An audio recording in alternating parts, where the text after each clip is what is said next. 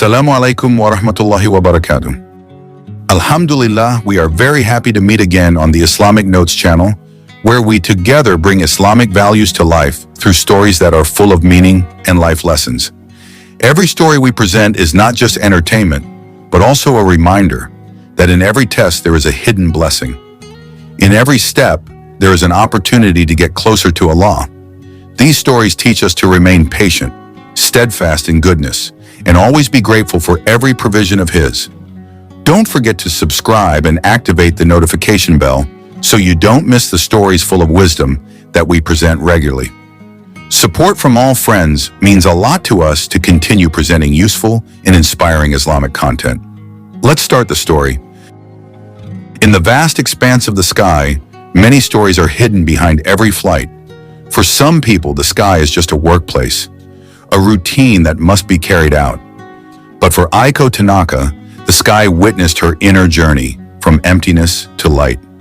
This story is not about the beauty of her profession or the charm of the world she sees, but rather about the search for true meaning that cannot be given by the world, except by the light of guidance from the Creator. Since childhood, Aiko Tanaka has always looked at the sky with sparkling eyes. Every time she heard the sound of a plane passing over her house on the outskirts of Tokyo, she would run outside just to catch a glimpse of it. For her, the sky is a limitless world, a place where big dreams fly freely. When she was 8 years old, Aiko wrote in her small diary, "I want to be a flight attendant. I want to fly and see the world." Since then, all her steps in life have been directed towards pursuing that dream. Time passed.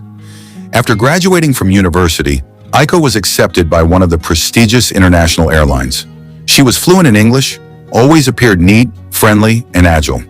In that proud uniform, she felt like she was embodying the best version of herself. She got to see the world, stay in luxury hotels, taste food from various countries, and earn enough money to live comfortably. However, the more she flew, the more she felt empty. Every time the plane landed and the passengers disembarked with smiles, Aiko returned to her hotel room alone. She sat on the edge of the bed, looked out the window at the night sky, and asked herself, "What is the meaning of all this? Who am I working so hard for? Why does it feel so lonely?" Her fellow flight attendants often filled their time with parties, shopping, or just having fun in a foreign city. Aiko tried, but still, the empty feeling did not go away. Until one day on a flight to Istanbul, Aiko noticed something she had never noticed before. Something that slowly changed the direction of her life. That day, Aiko was on duty on a flight from Narita to Istanbul. This long flight was usually tiring, but for some reason, she felt calmer than usual.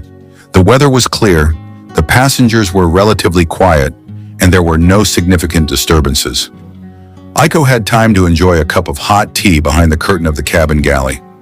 As she walked down the aisle, her eyes fell on a group of passengers sitting in the back row. They were a Middle Eastern family, dressed simply but politely. Their children were quiet, even when the food had not yet been served. Unlike other passengers who often complained about meal times, this family seemed patient. A few hours later, when some of the passengers were starting to fall asleep, Aiko saw something that made her stop for a moment. The man in the family stood, facing a certain direction, then spread out his jacket as a mat. Beside him, his wife also stood with a neat headscarf that she had never taken off since the beginning. With regular and silent movements, they began to pray. The soft voices of their readings were not disturbing, but instead felt calming. Aiko didn't know what they were doing, but there was something that touched her heart. Their movements seemed solemn, as if they were talking to something great and much bigger than this world. When the flight began to enter Turkish territory, Aiko could not forget that moment. She felt curious but also embarrassed to ask. She just kept the sight in her heart, like a little secret that she had not yet understood. Upon arriving in Istanbul, Aiko did not immediately rest as usual. In her hotel room, she opened her cell phone and typed, "People praying facing the Qibla on airplanes." From there, for the first time, she read about Islam, about prayer, and about the one God, the most gracious and the most merciful. And that night, for the first time, Aiko looked up at the sky not with an empty feeling, but with a million questions. A few weeks after the flight to Istanbul, Aiko began to do more research about Islam. She read articles, watched videos, and occasionally observed the Muslim passengers she met on the flight. She was attracted to the peacefulness that was visible on their faces, especially when they were praying. One day on a flight to Jeddah, Aiko saw a similar scene again. An elderly female passenger asked permission to perform ablution in the toilet. Then, with her frail body and slow steps, she spread out a thin scarf and began to pray in the back corner of the plane. Although the plane shook a little, the woman remained solemn. There was an inexplicable calm. Aiko, who was standing near the cabin kitchen at the time, watched from a distance. This time she was not only moved, she felt something knocking on the door of her heart. It was as if someone whispered, "Look, this is what you have been looking for all this time." Upon arriving at the hotel, Aiko sat on the balcony and thought. The night in Jeddah was warm, and the sound of the call to prayer from a distance infiltrated the room. The sound, for some reason, was calming. Not like music, not like the voice of a normal human being, but like a gentle call from the sky. In the following days, Aiko became more and more immersed in her search. She read translations of the Quran, learned about the Prophet Muhammad, about the meaning of life, and about the purpose of human creation. She discovered that in Islam, life is not just about seeking worldly happiness, but about knowing Allah and returning to Him. Every time she read, her heart felt warm. Every time she saw people praying, she felt like prostrating herself. She even started copying verses that touched her heart in a small notebook, like silent dhikr. Until one day on a flight to Kuala Lumpur, she sat in the back seat during break time. Beside her sat a young woman in a hijab who smiled kindly. They chatted lightly, about work, about food, and about life. However, Aiko dared to ask, "Are you Muslim?" The woman nodded and answered softly, "Yes, Alhamdulillah." Aiko then told a little about what she had seen and felt so far. The woman listened patiently, then said, "If you want to know more, I can help. Islam is not a religion for Arabs only. Islam is for anyone who seeks the truth." That conversation became the beginning of a new friendship and a door for Aiko to learn about Islam from a closer source. She started attending online classes, learning to pronounce the Shahada, even trying to perform ablution and imitate the movements of prayer secretly in a hotel room. Finally, on a quiet night in a hotel room in Jakarta, after a long search, Aiko raised her hands to the sky. With wet eyes and a trembling voice, she said, "Ashhadu an la ilaha illallah, wa ashhadu anna Muhammadan Rasulullah." Tears flowed freely, not because of sadness, but because of relief. It was as if the entire burden of her life had been lifted. For the first time, she felt whole. She felt home. Aiko Tanaka, a Japanese woman who once only wanted to fly to explore the world, has now found the true meaning of flight. Not to big cities on earth, but to the light that guides her soul towards God. After that night, Aiko's life slowly changed. She still wore the flight attendant uniform, still smiled at the passengers, still greeted them with a soft voice and full of Japanese politeness. But behind her smile, there was now a new light, the light of faith.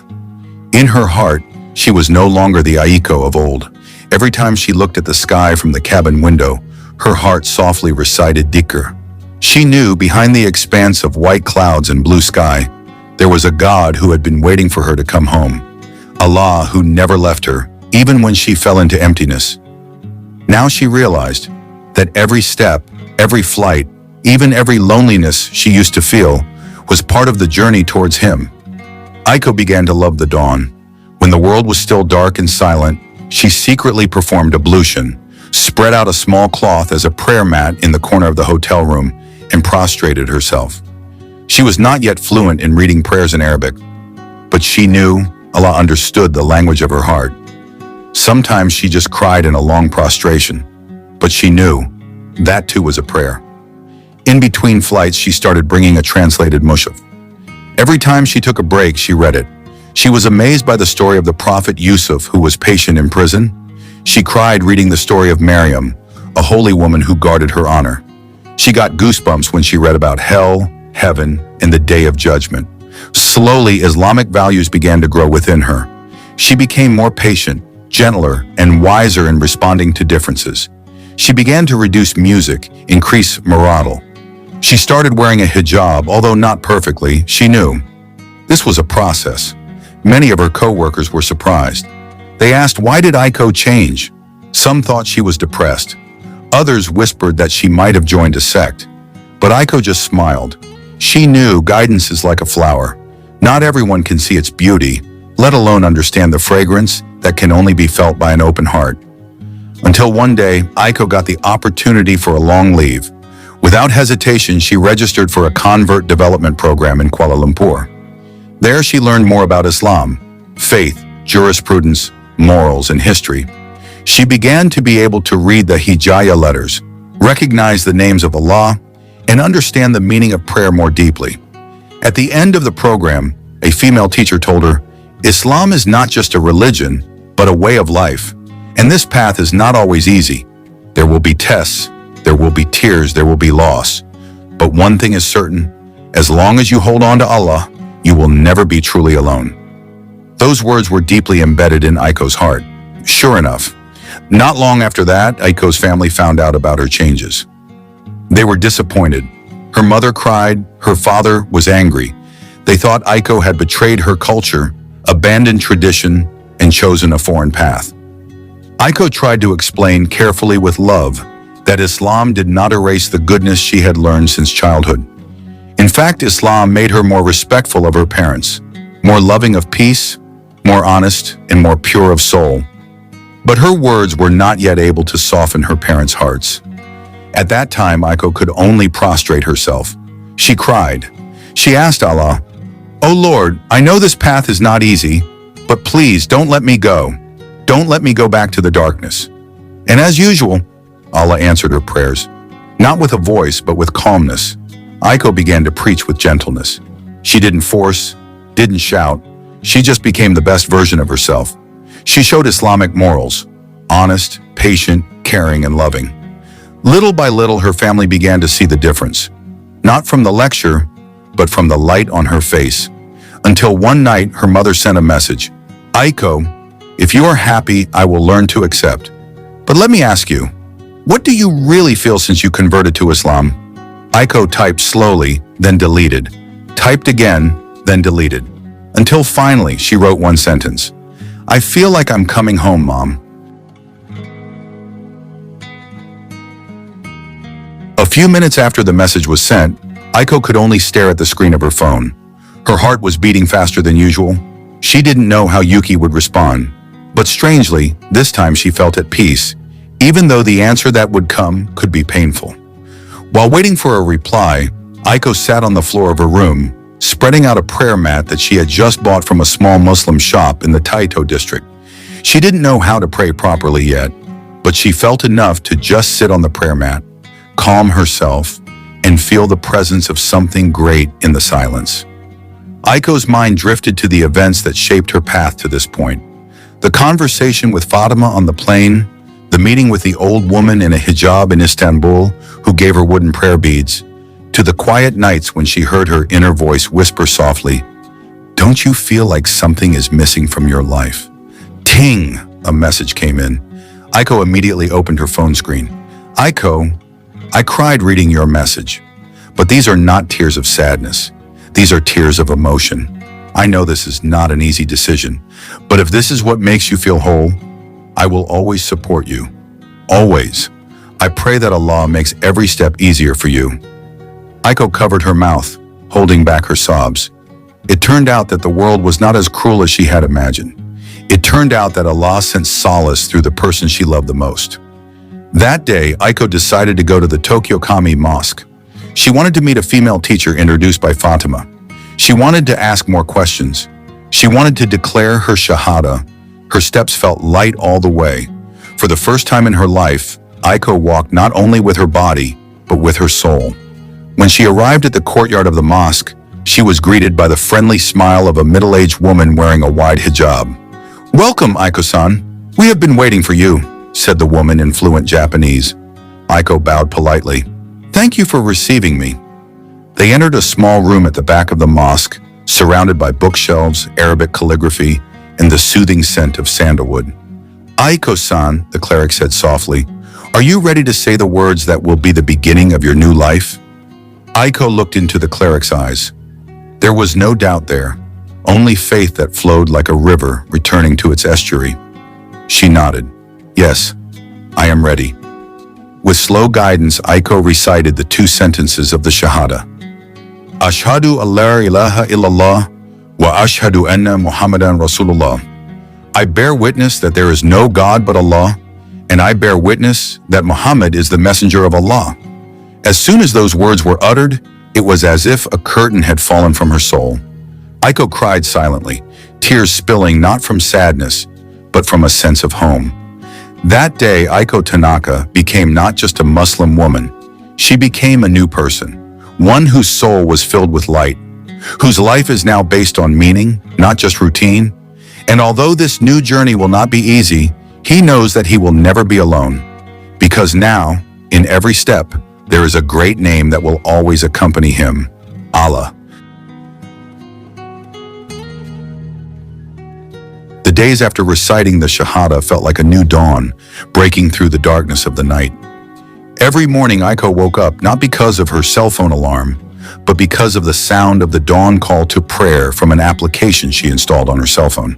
She had not memorized all the prayer readings, but she learned them little by little. The Al-Fatiha letter became her loyal friend, read over and over again until she memorized them, sometimes accompanied by tears that she could not explain the origin of. Fatima continued to accompany her through messages and video calls. She taught Aiko the correct pronunciation, explained the meaning of ablution, and even sent her a mukana in Islamic books in Japanese. Meanwhile, Aiko began to diligently visit the Tokyo Kami Mosque, not only to study, but also to feel the warmth of the community that accepted her without prejudice. However, the spiritual journey is not always a smooth road. There are uphill climbs, there are gravel.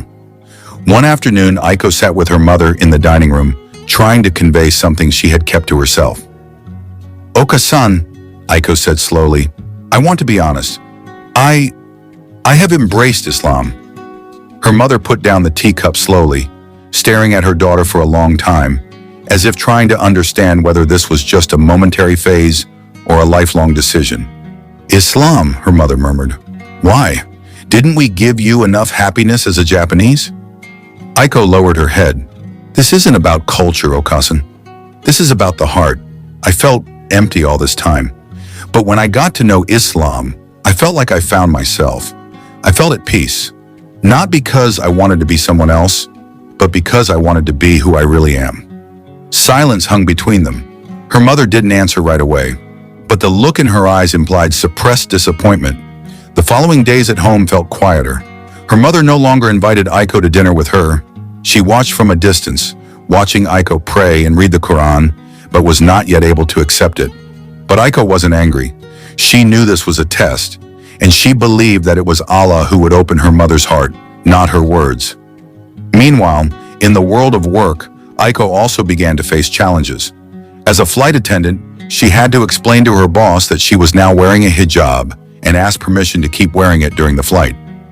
Initially, she was met with confusion, but after a long discussion and showing her dedication to her work, the airline finally allowed her with some adjustments. Her first day flying with a hijab was an unforgettable moment. Some passengers looked at her with admiration, others with confusion, but Aiko smiled at everyone politely and confidently.